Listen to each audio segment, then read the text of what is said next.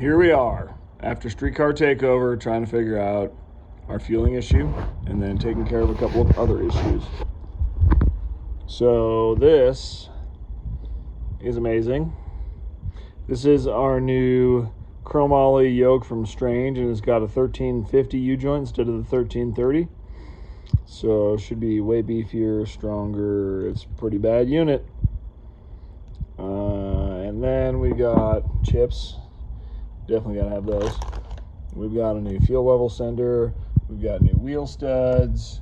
We've got new fuel pumps. We've got new U-joints. We've got the stuff.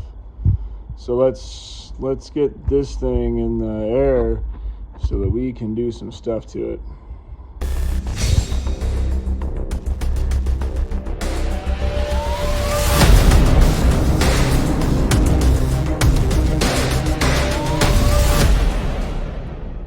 I haven't had time to take a lot of video because I've been busy, but these filters were really dirty when I took the fuel hat out.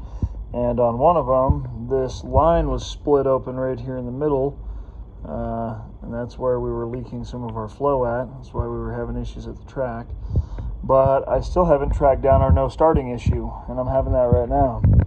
So the car started and drove off the trailer, or at the track, started and drove into the trailer after me working on it for like 2 days, not being able to get it to start. Left it, went and got a trailer, come back, and it started right up. So it's frustrating. I'm not sure what it was, and I've got a test for spark and fuel. It's got a new distributor in it. It's got a new TFI module in it. It's got all new spark plugs. I've swapped out the coil. It's got brand new fuel injector clinic injectors. So I'm not sure why those would be an issue, but I'm going to do some more testing today to make sure we are getting spark.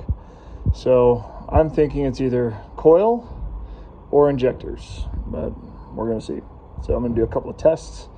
We've got the ice cream cruise coming up in like 4 or 5 days. So yeah, don't have a lot of time. I got to work this weekend. We need to get on it.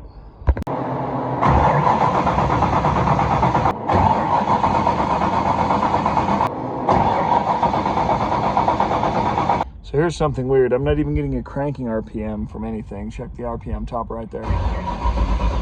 Nothing. So that tells me it's not reading from somewhere. I swapped in a new TFI module. It's that guy. So no, it's not that. I've been through a couple of them.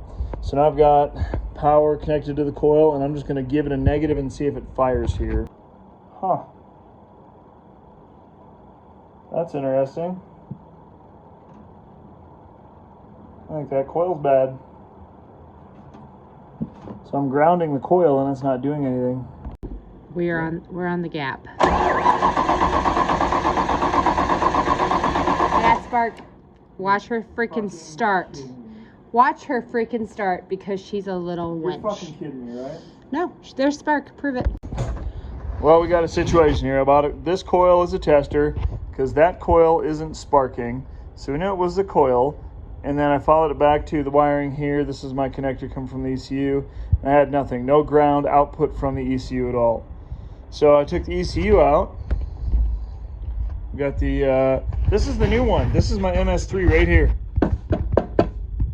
Nothing looks out of place on the ECU, but I'm not getting a ground output from that guy. Hooked this up to the old ECU. Like I don't know if you can see that or not, but that's my old MS1 from 15 years ago. Hooked that up, and of course we had spark right away. So now I've got a new coil hooked up to the distributor. We're gonna see if it'll start. All right, make sure it's not in gear.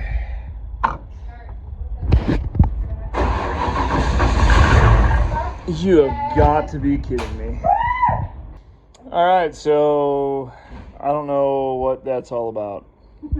I told you she'd start. It's the moose lady.